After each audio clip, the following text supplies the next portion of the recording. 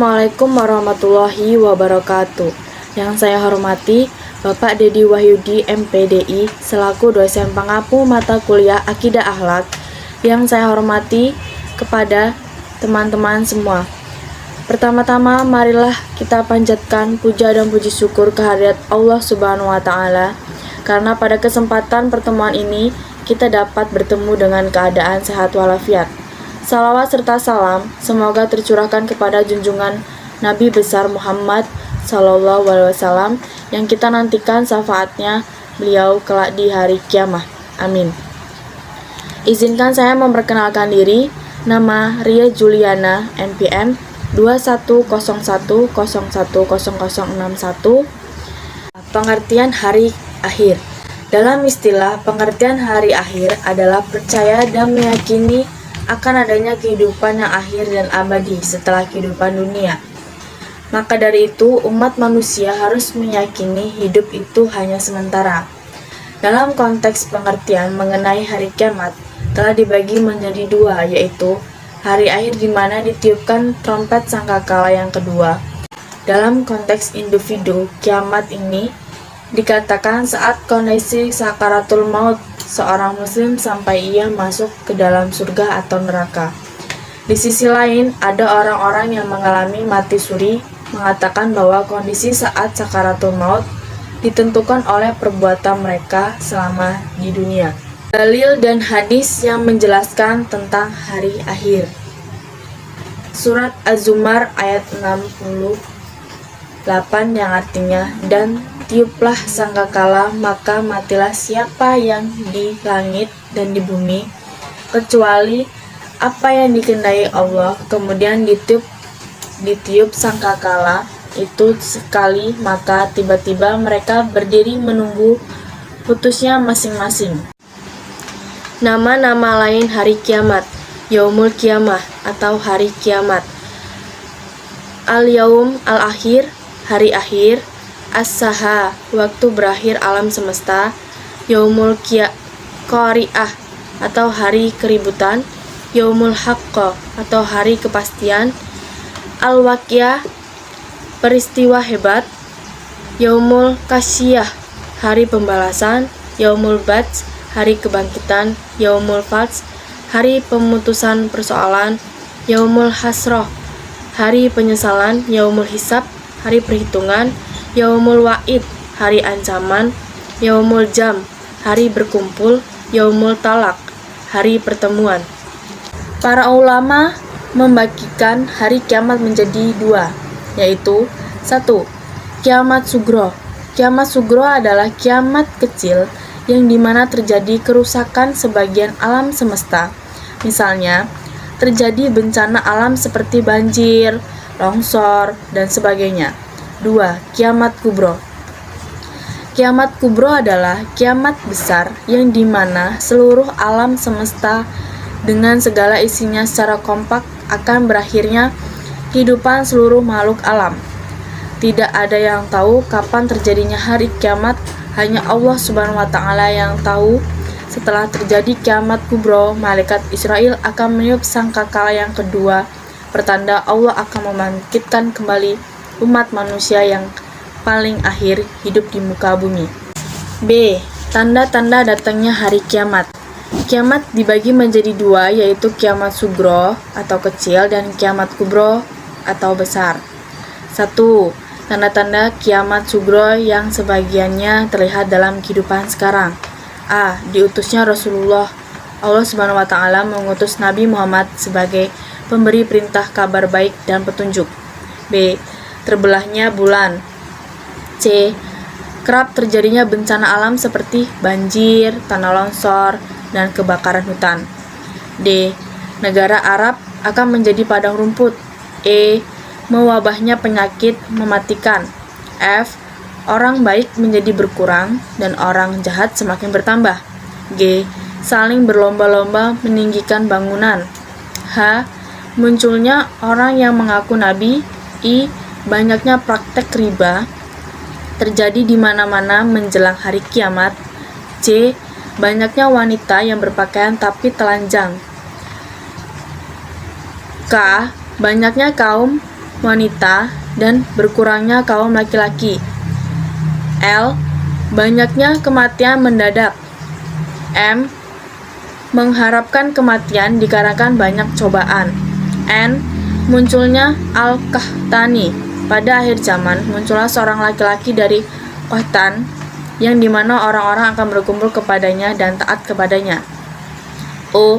Banyaknya premium kamar, minuman atau minuman keras, dan menganggapnya halal. P. Merajalela perbuatan keji, putusnya silaturahmi, dan jeleknya hubungan antara tetangga. Q. Banyaknya pembunuhan pada akhir zaman. 2. Tanda-tanda kiamat kubro. A. Munculnya Al-Mahdi. B. Munculnya Al-Masih Ad-Dajjal. C. Turunnya Nabi Isa bin Maryam. D. Keluarnya Yajud dan Majud. E. Penghancuran Ka'bah oleh Zu As-Suwaikatain Al-Fataj. F. Keluarnya asap menjelang terjadinya hari kiamat. G. Matahari terbit dari barat. H. Keluarnya binatang melata atau dari dalam tanah yang dapat berbicara dengan manusia. I. Hilangnya Al-Quran dan lenyapnya Islam serta ajaran manusia untuk menyembah berhala. J. Keluarnya api yang menggiring manusia menuju masyar. C. Surga dan neraka. A. Pengertian surga. Dalam kehidupan, kita sebagai umat manusia tentu tak asing jika mendengar mengenai surga dan neraka. Keberadaannya yang sudah kita yakini bahwa tanpa kita melihatnya. Surga yang menjadi tempat yang paling diinginkan kita sebagai umat Islam karena di dalamnya kita diberikan kenikmatan dan kebahagiaan tanpa ada kesusahan. Surga dalam bahasa Arab yaitu Jannah. Dalam agama Al-Jannah berarti tempat yang disediakan oleh Allah untuk orang yang bertakwa kepadanya. Menurut Imam Al-Ghazali, surga diartikan sebagai tempat yang tidak terdapat kesedihan dan kesusahan. Ia adalah tempat yang dipenuhi oleh kenikmatan dan kebahagiaan yang abadi. Di dalam Al-Quran surga disebutkan beberapa, yaitu Al-Jannah Al-Firdaus. Terdapat di surah Al-Kahf ayat 107 sampai 108. Sebagian surga yang tertinggi dan terbaik. 2. Jannah Al-Aden terdapat di surah Al-Kahf ayat 30 sampai 31. 3. Jannah Al-Naim terdapat dalam surat Luqman ayat 8 sampai 9. 4. Jannah Al-Mawah terdapat dalam surah Al-Sajadah ayat 19. Dan 5. Dar Al-Salam terdapat dalam surah Yunus ayat 25. 6. Dar Al-Muqamah terdapat dalam surat Fathar ayat 34 sampai 35. 7. Al-Makam Al-Ain terdapat dalam surat Al-Dukhan ayat 51. Akhirnya Imam Al-Ghazali mengatakan bahwa kenikmatan surga itu tiada batasnya, tidak dihalangi ruang dan waktu serta tidak ada penghalangnya, akan terus-menerus memberikan kenikmatan bagi orang yang beriman. Para penghuni surga akan bertemu dengan orang yang mereka cintai bersama anak-anak serta cucunya. Pengertian neraka. Di mana ada kata surga, maka bersandinglah pula neraka.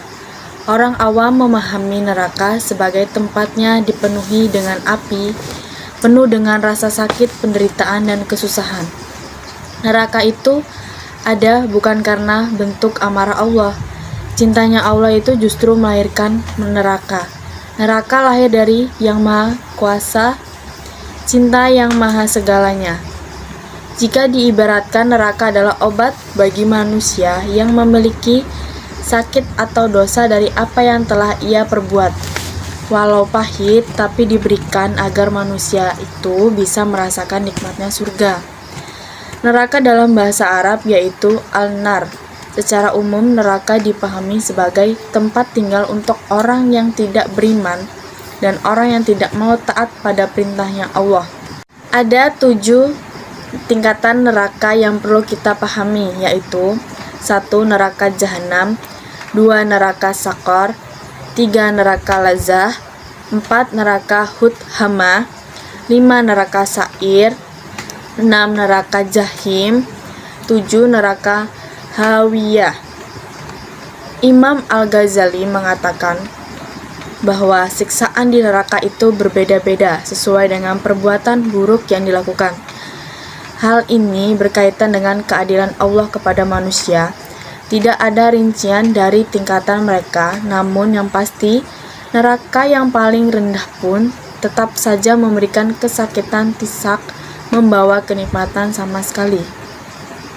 Neraka memberikan siksaan rohani dan jasmani. Siksaan yang sangat dahsyat yang akal kita sendiri pun tidak akan sampai dalam membayangkannya. D.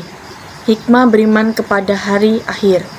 Sebagai manusia yang beriman, segala pengetahuan yang didapat dari Al-Quran dan hadis alangkah baiknya mampu meningkatkan keimanan dan keyakinan kita dalam beragama.